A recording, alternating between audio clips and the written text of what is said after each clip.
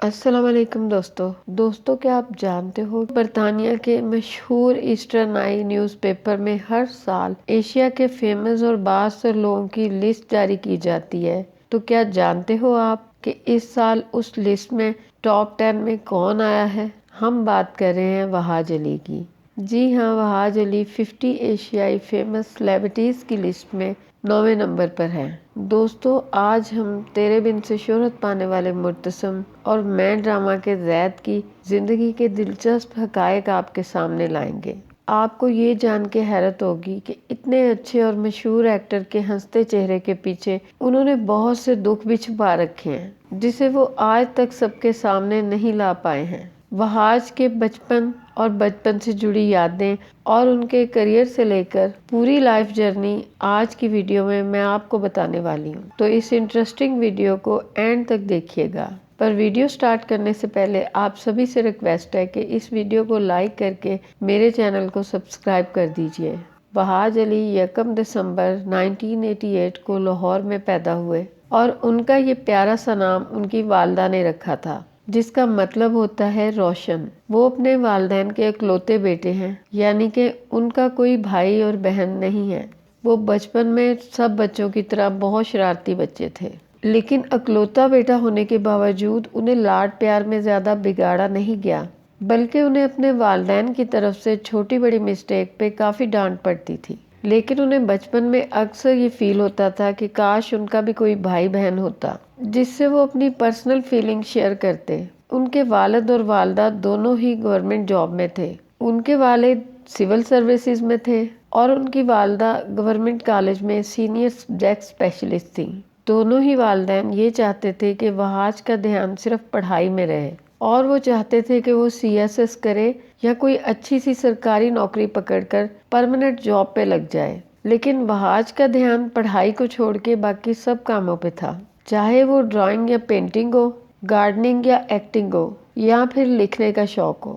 بچپن میں ان کا ایک روٹین فکس تھا: صبح اسکول جانا اور گھر آ کر 2 سے 4 بجے تک سونا، پھر 5 بجے اٹھ کر ٹیوشن جانا اور گھر واپس آ کر اپنی والدہ سے پڑھنا، اور پھر 8 سے 9 بجے تک ان کا اور ان کی والدہ کا ٹی وی دیکھنے کا ٹائم فکس تھا، اور اس کے بعد ان کے والد ٹی وی دیکھا کرتے تھے۔ وہاج بتاتے ہیں کہ انہوں نے کبھی بھی اپنے دادا کو نہیں دیکھا، لیکن جب ان کے والد کی ملتان میں پوسٹنگ تھی تب وہ اپنے نانا کے پاس روز جایا کرتے تھے۔ ان کے نانا دیکھ نہیں پاتے تھے اور 5 سال کے وہاج اس وقت ان کے لیے موسم فیل کرنے کا ذریعہ تھے۔ وہاج کی بچپن میں عادت تھی کہ وہ ہر روز اپنی والدہ سے کوئی نہ کوئی سٹوری سن کر ہی سوتے تھے۔ وہ اپنی ماں سے سنی ہوئی کہانیاں ہی گھما پھرا کر اپنے نانا کو بتا دیا کرتے تھے اور ان کے نانا یہ سب سن کر خوش ہو جاتے تھے۔ وہاج کو اپنے بچپن کا ہر لمحہ اچھے سے یاد ہے اور وہ بتاتے ہیں کہ بچپن میں وہ پولیس مین بننا چاہتے تھے اور اپنی والدہ کے گال کھینچ کھینچ کر انہیں تنگ کیا کرتے تھے۔ ان کے فادر سے ان کا بچپن میں بس سرسری سا رشتہ تھا، لیکن ان کے والد کی موت نے انہیں پوری طرح سے بدل کے رکھ دیا۔ اس کے بعد وہاج پہلے جیسے وہاج نہیں رہے۔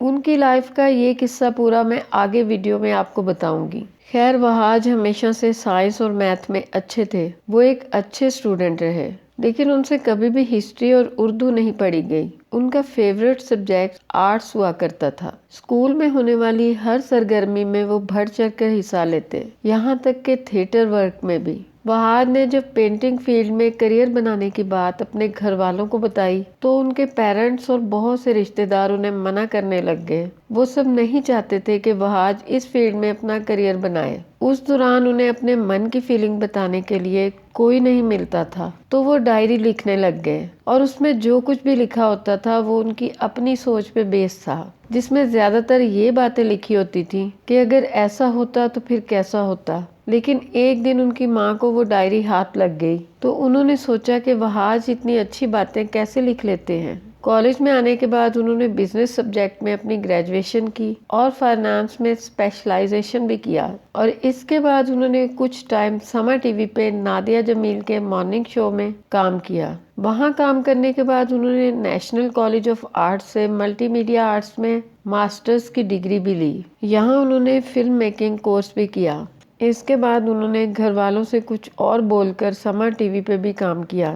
اسی دوران ان کی ملاقات ثنا فاروق سے ہوئی اور انہوں نے 2016 میں ان سے شادی کر لی، لیکن ان دونوں کو شادی کے لیے تھوڑی پریشانیوں کا سامنا بھی کرنا پڑا، لیکن بعد میں ٹائم کے ساتھ سب ٹھیک ہو گیا۔ انہوں نے ایکٹنگ کی شروعات کالج ڈیز میں 2007 میں تھیٹر سے کر دی تھی، لیکن ایکٹر بننے سے پہلے وہ ایک ٹی وی چینل کے لیے کام کیا کرتے تھے۔ اس کے بعد انہیں سما ٹی وی کے لیے ایز این اسسٹنٹ ڈائریکٹر کام کرنے کا موقع ملا۔ تقریباً 4-5 سال تک انہوں نے نیوز چینل کے لیے کام کیا۔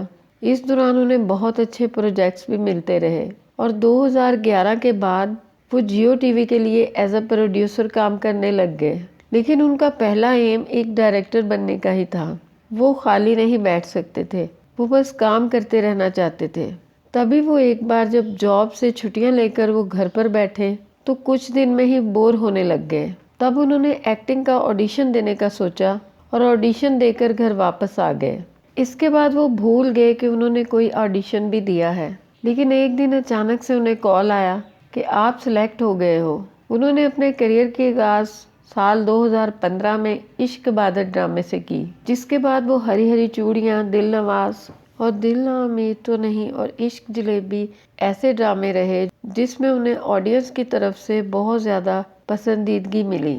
لیکن انہیں سب سے زیادہ پہچان جیو ٹی وی کے ڈرامے تیرے بن میں مرتسم کے رول سے ملی، اور اس کے علاوہ ARY ڈیجیٹل کے ڈرامہ مجھے پیار ہوا تھا میں اپنی بہترین ایکٹنگ سے ملی۔ ان کے ان ڈراموں نے انہیں پاکستان میں نہیں بلکہ انڈیا میں بھی پاپولر بنا دیا۔ پر وہاد جہاں آج اپنے کیریئر کے عروج پر ہیں، وہیں ان کے دل کے کسی کونے میں اپنے باپ کو کھونے کا غم انہیں ہر روز پریشان کرتا ہے۔ بچپن میں جاب پہ جانے سے پہلے ان کے والد رفیع صاحب کے سانگ سنا کرتے تھے اور وہ خود بھی گنگنایا کرتے تھے۔ اپنے والد کی وہ یادیں ان کے دل میں آج بھی زندہ ہیں۔ لیکن جب 2017 میں وہاج کی بیٹی امیرہ پیدا ہونے والی تھی، اس دوران وہ 15 دن کی چھٹی لے کر کراچی جانے والے تھے۔ اسی دوران پیچھے سے ان کے والد کی طبیعت خراب ہو گئی، لیکن ان کے گھر والوں نے انہیں کچھ نہیں بتایا کیونکہ وہ نہیں چاہتے تھے کہ وہاج کی پرفارمنس خراب ہو۔ وہ واپس آئے تو اپنی والدہ کو پریشان دیکھ کے چونک گئے۔ انہیں پتہ چلا کہ ان کے والد کا لیور انفیکشن ہوا تھا، جس کی وجہ سے انہیں ڈاکٹر کے پاس لے جایا گیا، لیکن ان کے والد نے ان سے کہا کہ تمہاری والدہ تو ایسے ہی پریشان ہو رہی ہے،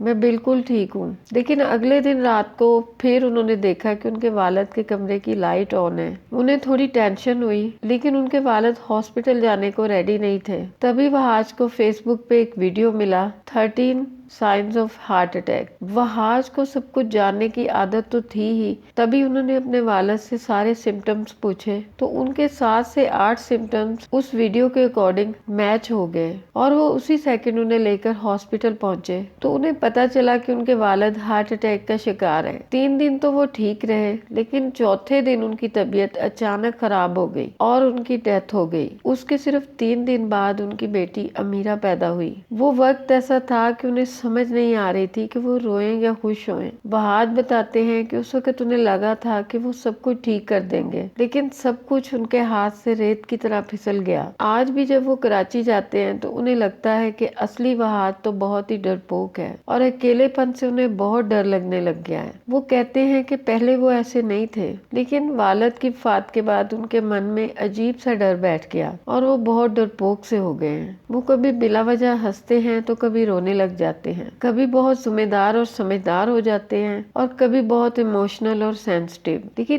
آج ان کا اپنی زندگی کو لے کے ان کی باتیں چینج ہو گئی ہیں۔ ان کی ماں کے لیے انہیں بہت ڈر لگتا ہے اور ان کا بہت خیال رہتا ہے انہیں، اور وہ آج جب بھی کہیں جاتے ہیں تو بار بار اپنی والدہ کے روم میں جا کر ان سے پوچھتے ہیں ان کا حال۔ ان کے والد کو کھونا ان کے لیے ایک ناقابل برداشت واقعہ تھا، اور فی الحال وہ خود کو یہ سوچ کے سنبھالتے رہے ہیں کہ اگر زندگی میں کچھ اچھا نہیں ہوا تو زندگی میں جو بھی انہیں اچھا ملتا ہے وہ اسی میں جینا سیکھیں۔ وہ اپنی بیٹی امیرہ کو بہت نرم دل، سمجھدار بنانے کے ساتھ ساتھ بہادر بھی بنانا چاہتے ہیں۔ یہ تھی چھوٹی سی سٹوری وہاج علی کی لائف کے بارے میں۔ آپ کو وہاج کی یہ لائف جرنی کیسی لگی اور ان کا کون سا ڈرامہ آپ کا فیورٹ ہے؟ کمنٹس میں ضرور بتائیے گا۔ ویڈیو کو یہاں تک دیکھنے کے لیے بہت شکریہ۔ خوش رہیے، اپنا بہت سا خیال رکھیے۔ اللہ حافظ۔